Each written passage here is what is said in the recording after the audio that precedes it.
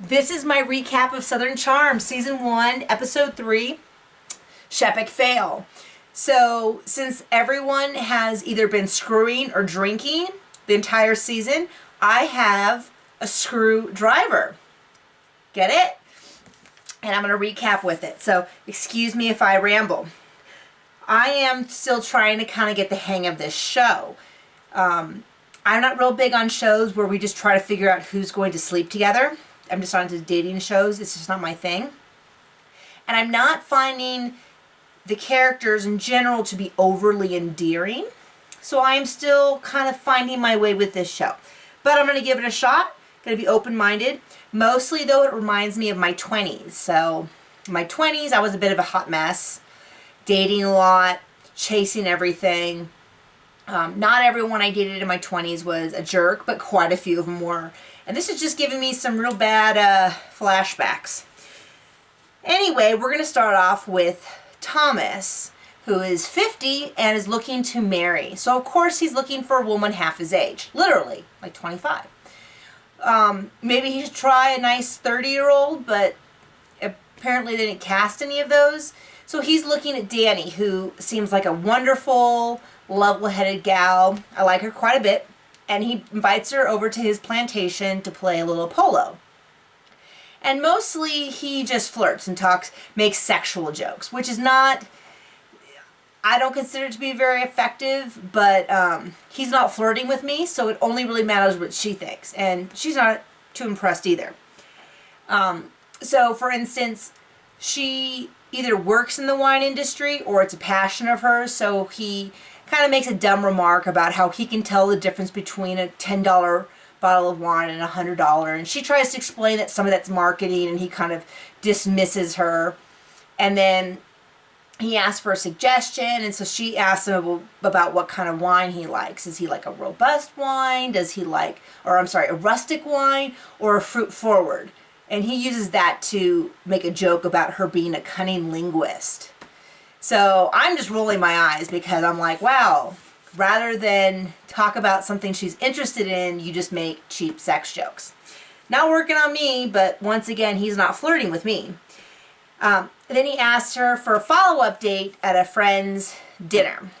Takes her to the dinner, talks about how he wants babies, he wants to get married, all of his friends' kids are getting married, he'll get a woman pregnant right now, just give him a woman in a room.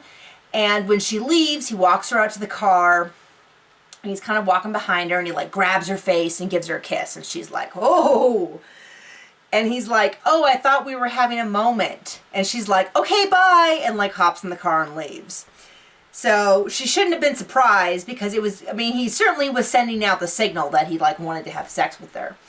But of course she has the right to say no, and that's pretty much what she did. Now let's go over to Whitney. I love Whitney's mom. His mom's name is Patricia, and she is a Southern woman, and she clearly does not care what anyone else thinks of her, and she's awesome. So she's probably my favorite person on the show. Whitney wants to open a restaurant with Shep, and so Shep and him are talking about what kind of restaurant, and Whitney kind of wants a high-end restaurant, Shep describes it as a hipster elitist, and which is fun. It's very much on trend. Oh, hello. Lay down. So that's very much on trend. You know, truffle IPAs. Here, you need to lay down. Sorry. Come on, lay down. Okay, you can lay down on me. Come on. Anyway, and Whitney's mom does not want him to do it. She would rather him make films and all that kind of stuff. She just doesn't think it sounds nearly as nice to have her son the maitre d'. Come on, you're ruining this. Come on. Okay, good dog. And Whitney has a personal assistant, which is exactly why I want to be on TV, because then you get to have a personal assistant. And her name is Brandy, and she looks a lot like Scarlett Johansson, and Patricia hates her. It's awesome. So every time Brandy talks, Patricia looks like she wants to just annihilate her off the face of the earth. It's awesome. And I'm going to get back to Whitney some more, but for now I'm going to cut over to Craig and Cameron. I also like Cameron quite a bit. So far, she's the person I can kind of relate to the most, or I feel like would be my friend. And she's talking with Craig about the fact that Craig has a kindergarten crush, that's a direct quote, on Catherine, who is the brilliant sort of red, purpley colored haired gal that slept with Thomas in the first episode.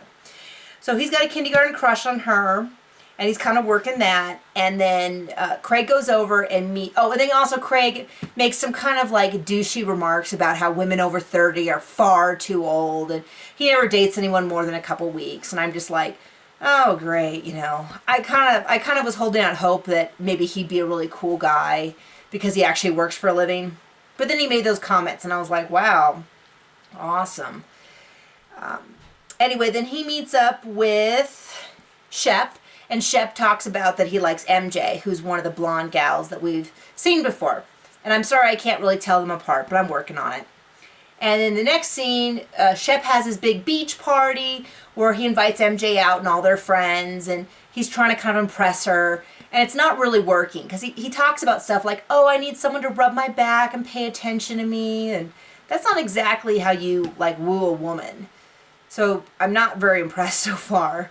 And then she leaves, and then Catherine rolls up, the redhead that Craig likes, and she's like, Shep, will you teach me how to surf? And he's like, okay. And he takes her out there and takes her surfing. Now to get back to Whitney. Whitney goes out that night with Brandy and Jenna, who we only see once this episode. And Jenna kind of says that he's pervy when he flirts, which I'm shocked because so far he seems the least pervy guy. Well, Craig doesn't seem that pervy when he's actually flirting and talking to girls, but he made the rude comments about 30 being old, which just, obviously anyone over 30 finds kind of offensive. Anyway, they're all out. They're going to go hook him up with some girl at this bar, Republic. They get there. She's not there. But Shep is, and he is drunk as a skunk. I mean, it's just clear in his eyes and his diction and what he's saying that he is 3 sheets to the wind. Anyway, Whitney at some point leaves and goes, okay, Shep, pull yourself together. Gonna see you tomorrow, and takes off. Well, Shep runs into Catherine of the red hair, and they're like, hey, are you happy to see me? Oh, yes, are you happy to see me? And then there's this long thing about, this is a baby butt, and she's like rubbing her butt, and I didn't really get what that all was. I mean, obviously they were flirting. I can get that. But I didn't know what the whole baby butt thing was. But the next thing you know, they're falling all over each other, making out, and wanting to go back and do things to each other. And it was all very, very drunk. It was all very drunk college scene. And now I have no issues, I think, with women being promiscuous.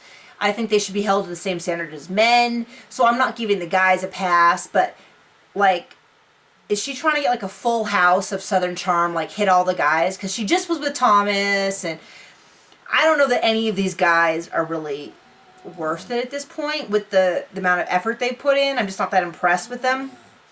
But dang, girl, slow your roll. Anyway, I don't know what happened. It wasn't real clear. At one point they were discussing they were going to go back to his place.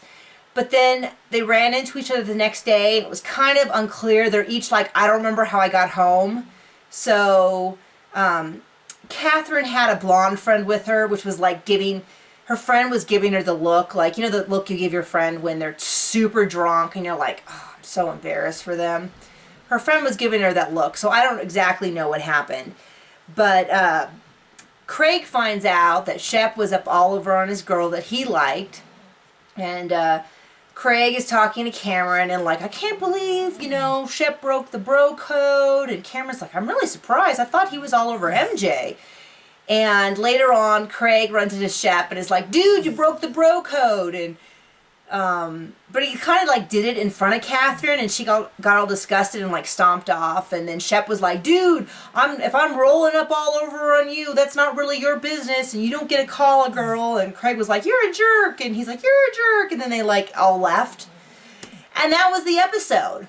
So if you love the show, talk me into it, because I really want to love it. And right now, I don't love it. I like it, but I don't love it. So talk me into it. And I'll see you later.